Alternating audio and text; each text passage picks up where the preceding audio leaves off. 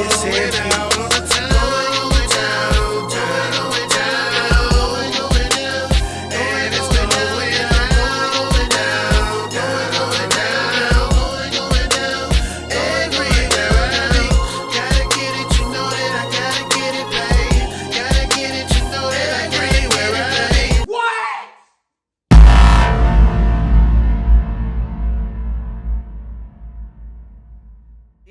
It's a beautiful day in the neighborhood.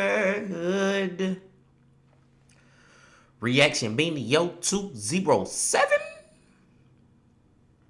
Day in the neighborhood. My brothers and sisters.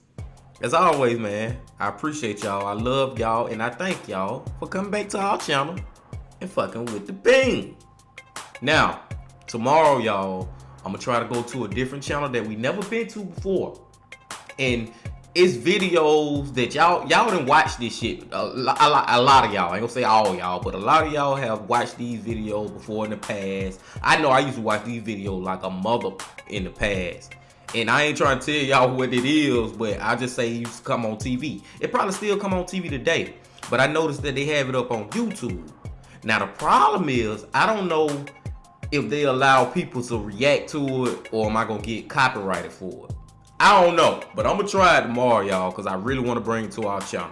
So if a video go up tomorrow, it's gonna be that new channel that we'll go to. But if I don't put no video up tomorrow, just know that I tried to do it, recorded it, edited it, put it up on YouTube, and then boom, they say no, it's copyrighted. I don't know, but I'm gonna try it, y'all. I'm gonna try it. I digress. For today, y'all, it's Tuesday. So you know who we go to on Tuesdays. He just put this video out probably like 30 minutes ago. And that is Mike from That Chapter.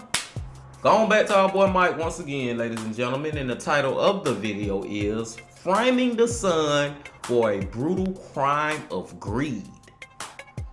That's fucked up when you frame your own kids. That's fucked up on a lot of levels. I don't know, it should be an interesting one, y'all. But before we check it out, my people, you know what you got to do. Get whatever you might need. Get what you need. We back to That Chapter on another great Tuesday. Y'all got what y'all need. Y'all ready to go? Then let's fucking go. Hey you and welcome, my name is Mike, and in this little video I'm telling a story that takes us all the way to Utah to talk about a retired university professor. He done taught at Brigham Young University. That university just keeps coming up again and again. Wonder why? But our bucko, he was just a grand old lad. He was a well-liked, professor who now was living the good life. He was chilling with his bunker and his prepper stash and his survivalism. That was all good though, until there was a home invasion. Now this story, it's quite reminiscent of a lot of the other stories I've talked about. It's like you took all of them and put them into a blender. You'll get this one. You got a home invasion, you got people at the scene, you got people allegedly tied up and being told a certain story, and then you kind of got, well, what I mean by that is they may as well have said the dog did it, because the police probably would have found that more believable. That's the whole madness of this case. It's unbelievable, but it happened. So, let's give it a go. Let's give it a go. And get whatever you may need. Kay Bortenson. So, to begin, you just know this is going to be a nut bar of a case. So let's begin with the where, because I know so many of you only tune in for my geography lessons. Payson, Utah, more like pay me, is home for this old video. It's home to approximately 20,000 people, lying south of Provo and Salt Lake City itself.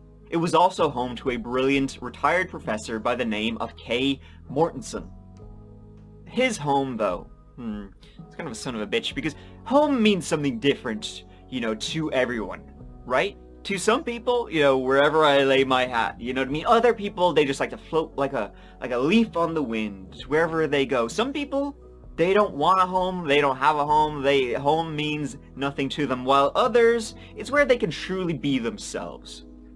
And it can be their fortress. My shit is my shit and you can pry it out of my cold, dead hands. Kay Mortensen was one of them. Also a poor choice of words, because maybe some folk would take him up on that.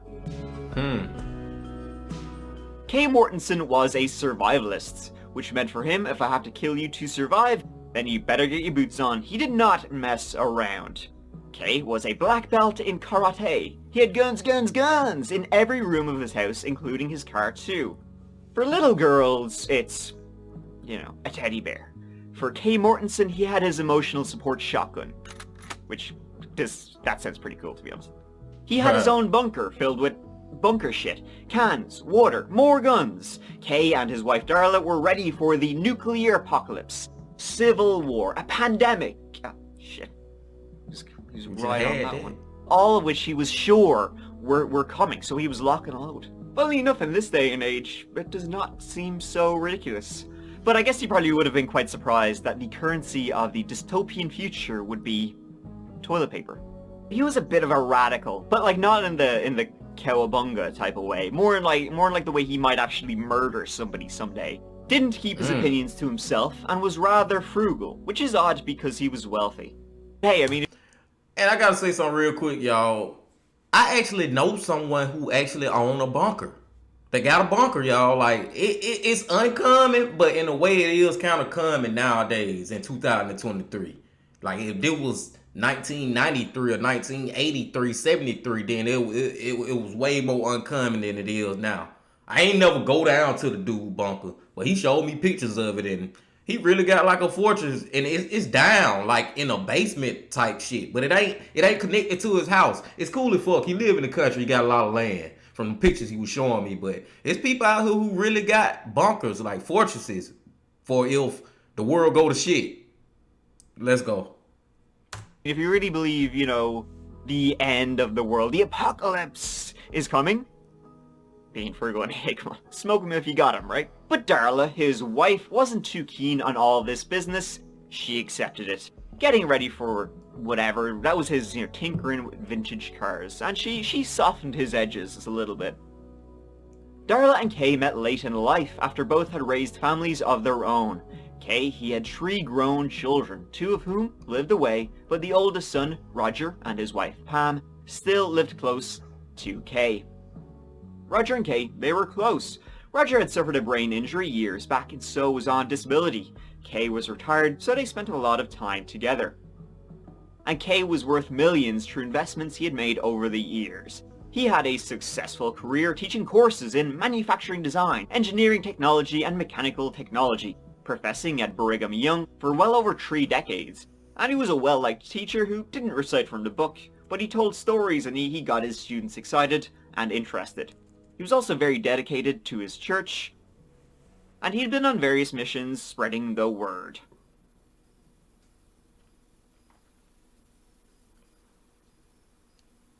On the evening of November 16th, 2009, this 911 call was made.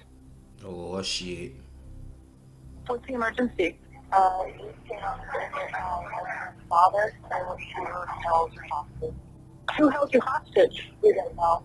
Okay, the guy that had the gun, what did he look like? Was he white guy, black guy, Hispanic? I don't know. How many were there? How many guys were there? There could have been. Were they white, black, Hispanic? 2 white. 3 white males. Okay, but how? 2 white males. 2 white males? That call, it was made from Kay's house. Now Darla, his wife, she was out of town at the time. She was with her granddaughters. But it wasn't Kay who made the call. Hi, this is we have the police on the way to help you there. Are you sure your dad's cold to the touch? Yes. Okay. I Sliced his throat.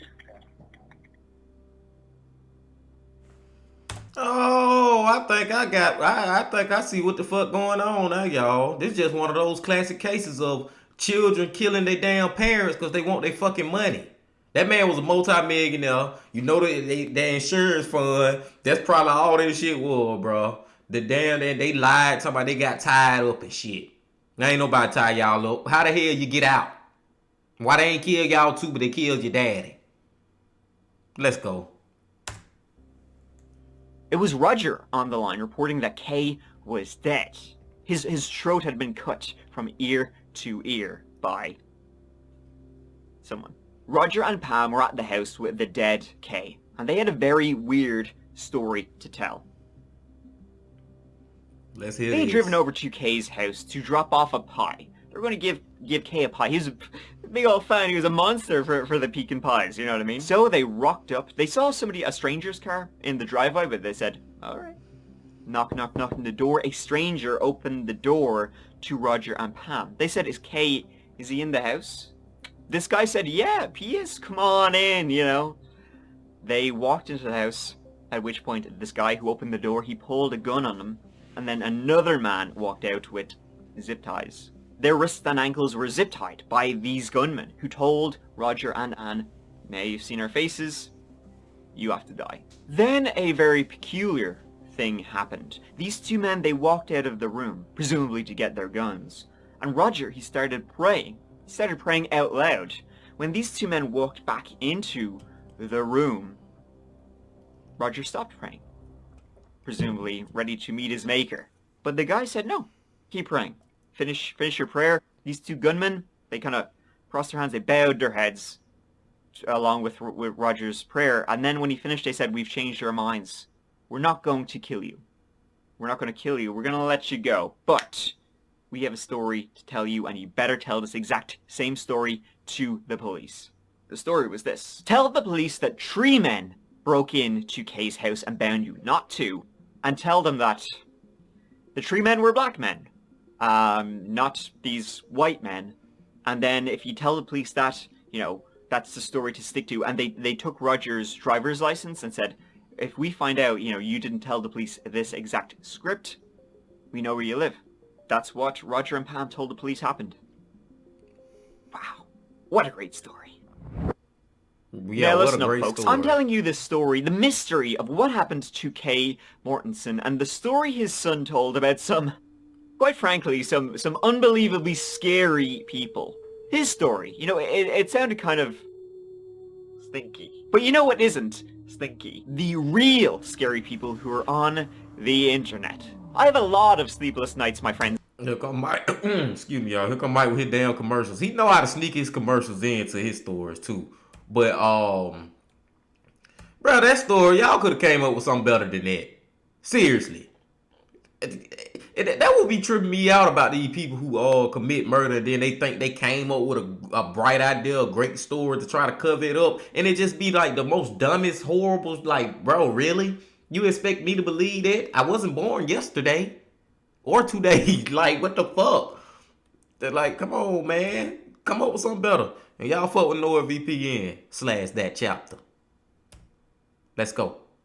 After the men left, they undid their bounds, found Kay upstairs, and called the cops, who hauled ass over.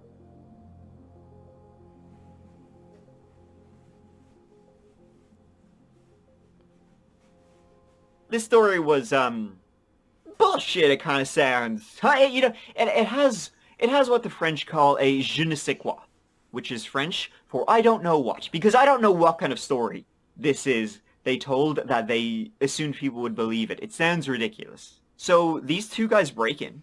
They slit the throat of an elderly man, very viciously and brutally, slit his throat ear to ear. It's pretty hardcore, vicious. Then when these two other people rock up, they just simply bind them. We're gonna kill them, but are somehow the prey. Too much. So they were hardcore enough to viciously brutally murder an old man. They forced him to, Kay Mortensen, they forced him to kneel over a bathtub and slit his throat like they're collecting his blood like a pig in a bucket. But then praying stopped them from killing Roger and Pam.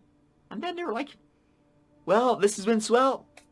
See you later. It wasn't us, remember? What? God bless you, because I don't think anybody's gonna believe you. The police certainly didn't. And let me tell you, you know, are we on Broadway? Because you can say, you know, say it with me now. So staged was exactly what the police thought when they were wandering around Kay's house. It didn't look like this kind of weird home invasion at all. Kay had weapons everywhere, and from the sounds of it, he was itching to use them. A home invasion would have been his lucky day, Yeah. but he didn't get a chance to use his weapons. Almost like he knew whoever did this What happened to Kay? People dragging him upstairs, making him kneel over his own bathtub, and slitting and stabbing his throat? It's vicious and personal. And guns were stolen from the house. Now Kay, he had around 100 weapons, but the only guns stolen were the ones he kept in the bunker. And they were the lock and load everyday guns, not really worth a whole lot. But Kay kept in his house valuable, collector's edition, Pokemon card style, very expensive guns that would fetch quite a lot. They weren't stolen. Either the intruders were unaware, or they wanted to make it look like a robbery, but didn't actually want to lose the valuable things. Now, a number of tips did come in, but it all went nowhere. This person may have had a grudge, this person owed money, this person stole guns. All these led nowhere, alibis of the wazoo. Nope, it kept coming back to Roger and Pam. At the front door, my wife was holding a pie right here. She either knocked on the door or rang the doorbell. I believe she knocked on the door. I had this door opened because I knocked on the wooden door. I didn't ring the doorbell. And I said, is Kay here? They proceeded to say he is and said he was upstairs, and they let us in. The other guy shut the door. I turned around and looked. Somebody was walking down the stairs with a gun in their hand. He pointed at us and said, "You're here at the wrong time. Put out your hands." I took the knife and I cut my wire tie and I cut my wife's wire tie. I said, "Stay here. I'll see if their car is gone." And I got up and I walked up these steps. I looked out the window to where the vehicle was parked and it was now gone. I came back downstairs and my wife was talking at the time to 911 dispatch. And I said, "He is dead." Roger and Pam, who didn't seem at all frazzled by what happened to them, and when they were questioned, they couldn't even tell the same story at all. They kept getting, no, maybe it went like this. Ooh, wait, actually, sorry, no. My name's Eric Knudsen, by the way. I'm Pamela. He's a cantankerous old fart and set his mouth to everybody. And they had blue fuzzy gloves. They looked like women's winter driving gloves or something. The fuzzy kind. I know they had purple gloves on. Purple, your... Quite frankly, I think the story's a bunch of crap. I think the story's a bunch of crap that you and Roger have come up with. Okay? Sorry, you don't believe. Bro, they don't have no kind of emotions telling this story either. For number one, Roger, it's your daddy who died. You literally found your daddy upstairs with his neck cut damn near off, getting slaughtered like a pig or something. And you ain't got no more emotions behind it. Number two, you was actually involved in this shit. You claim you was sitting right there praying to God, thinking you about to be the next victim. And you don't got, and you just sitting there just chilling like that? Bro, this is horrible. It's like, these people in their lying ass horrible stories never cease to amaze me. Like, I can't help but be amazed at this bullshit. Trying to. Does it sound too rehearsed? Or? Yeah. Okay. Is your husband capable of killing somebody? I need to get a drink. I wouldn't hope. I mean, I wouldn't think he is. I wouldn't think that he's capable of killing his father. When the police did a search of Roger and Pam's home, they found a lot of unpaid bills. Not Motive. sole beneficiary, but I get a big share of my dad's millions too. I know we're in a lot of debt, but I personally would not have my father-in-law killed for his money. You're right. The attack, personal, and it seemed like someone with intimate knowledge of the house did it. Kay protected his house like a guard dog. It must have been someone who knew him who got in. And they seemed like it was a story they rehearsed, but kept mixing up the details. I came back downstairs and my wife was talking at the time to 911 dispatch. And I said, "He is dead." Saying that in the same way you might if the ice cream machine at McDonald's was broken. Polygraphs were done, and they were found to be deceptive. Polygraphs are nonsense, no shit, but what they do is put more pressure on a suspect, and it seemed like this was not helping Roger and Pam's case at all. Police are releasing new evidence regarding the murder of former BYU professor Kay Mortensen. BYU Daily News reporter Ryan Fowler shows us what police are telling us now. Mortensen's murder back in November shocked Utahns, and now months later, police are naming people of interest and releasing more information to the public. Basically, Roger and Pamela have provided statements that have been inconsistent to the basic 911 call, along with being inconsistent with the crime scene itself. Police are asking people to keep their ears open and to contact them with any information that they might have about this investigation. Thanks, Ryan. The pressure was growing. Roger and Pam hired lawyers. They stopped talking to the police, and the investigation continued. It continued until the following summer, in July 2010, when Roger and Pam were indicted by a grand jury, which is when evidence is presented to a jury to decide if they should be charged or not charged with a crime. The jury decided to charge Roger and Pam with the murder of Kay Mortensen. Good. There was no evidence that anyone else was there, and Roger and Pam not looking great, in fact looking pretty gnarly. They both protested their innocence. In fact, Pam was offered a deal, and she turned it down. She was so sure of her innocence. However, as the trial was ramping up for Roger and Pam, a phone call came in. A phone call which led to this conversation. I've just been blocking it out. Why did it happen? And I just watched the news, and these people are gonna go to jail, prison, probably life sentence. They pulled out their guns and told him to put zip ties on. He said that he wasn't willing at first, but we eventually just said that they took him to the bathroom and bent him over the tub. He said that right after that they heard the doorbell ring, and it was the two. Rachel said that her ex-husband, Martin Bond, and a friend of his, Benjamin Reddig, were the ones who went to Kay's house that day. She knew this because they told her. They told her everything. They were there for his guns. He knew that his wife was coming home soon, and I think that's why he didn't put much of a struggle. He said that Ben cut his throat and then stabbed him in the back of his neck. But I read in the news that he was been stabbed 5 times, so I don't know if Martin lied about it, if Martin helped show him up. Either way, Martin was definitely more of the interest one of the two. They decided that it was just that they'd probably be safe to not kill him. I don't know what exactly or not. But he said he came back and they both told them what story that they should tell the cops. If they didn't, then they would come back and kill them and their families and whatever else. They also have OCD, and so that's why you guys found absolutely no evidence for the scene. So who the shit were... Who the fuck is... what day they said on Friday? Who the fuck is that bitch? Or some, I get that shit from somewhere. Who the fuck is that lady, bro? Where you come from with this story? Now she got me questioning and trying to see, is Roger and his wife really innocent and was telling the truth?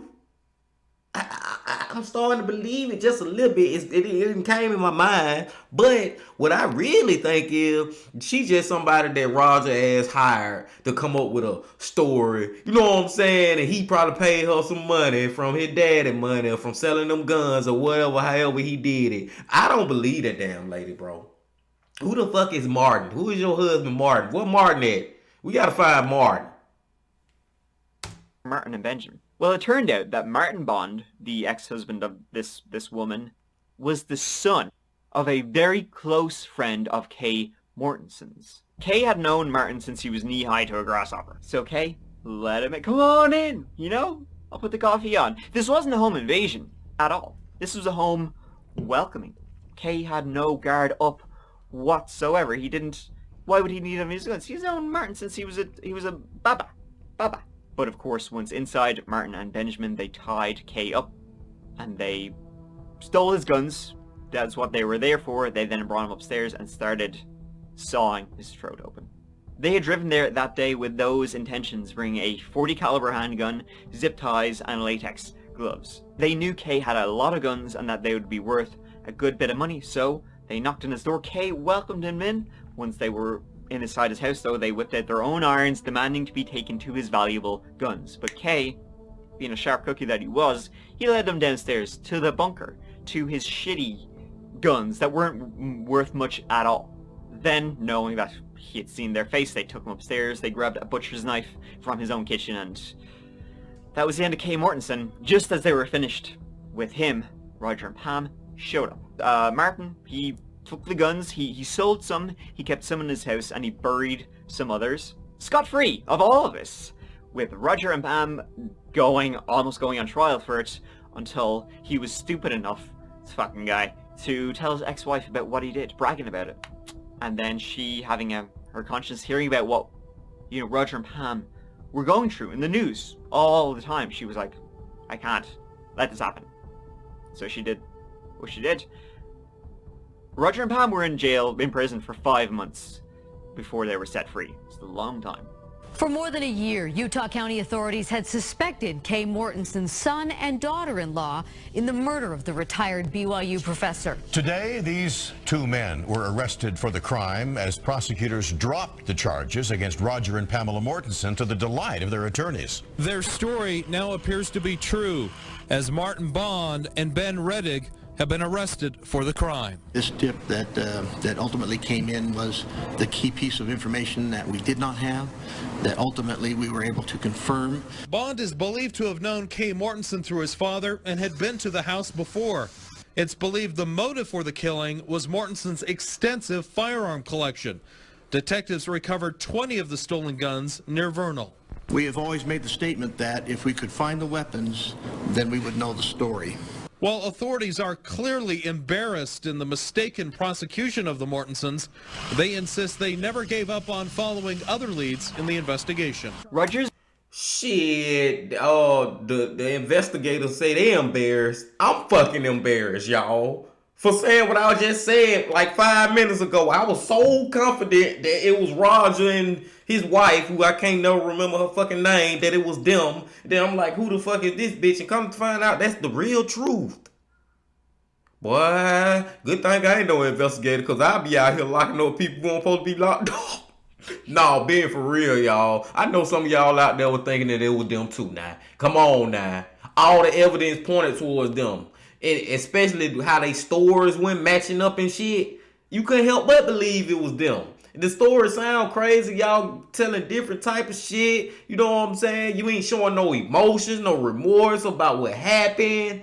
You can't help but believe it was them.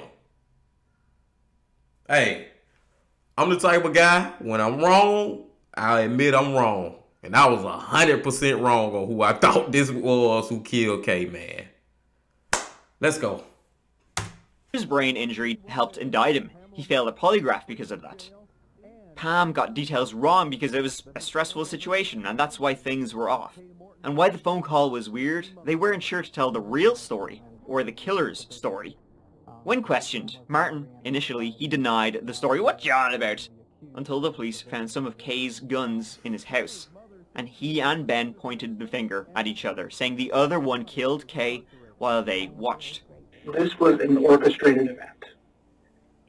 Ben could not orchestrate combing his damn hair. Ben made some random decisions, and I tried to clean things and make them orderly as to avoid getting in trouble. It was Ben.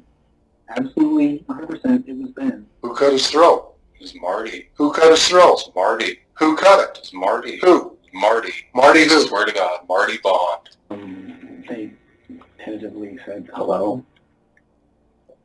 And they just kind of walked in. And at that point I said, this is wrong place, wrong time. And they were obviously pretty shocked at that point. Roger cried a lot. And Pam was a little more calm. She basically was just very agreeable, saying, we'll say anything you want us to say. That kind of thing. Too much had been done already. Like, I didn't want anything more to happen. So, just said, Ben, we're done, no more. This is it. Leave them be. I just threatened them, scare them, leave. It was a pretty deal for them. That it sucks. you know, they were innocent and they were getting nailed for some shit. They told what happened. As I said, saying the other murdered while they watched. But I should have stopped it, blah blah blah. They also cleared Roger and Pam completely. Though talking to one snitch in jail, Martin admitted he had killed Kay, but he had done it because Ben was pointing a gun at him. 23-year-old Ben Reddick agreed to plead guilty to the aggravated murder and aggravated kidnapping of Kay, and for that he was sentenced to 25 years to life. Martin pleaded not guilty, but was ultimately found to be so, and was sentenced to life in prison without the possibility of parole. Anything they could do to humiliate me, they did. It was terrible.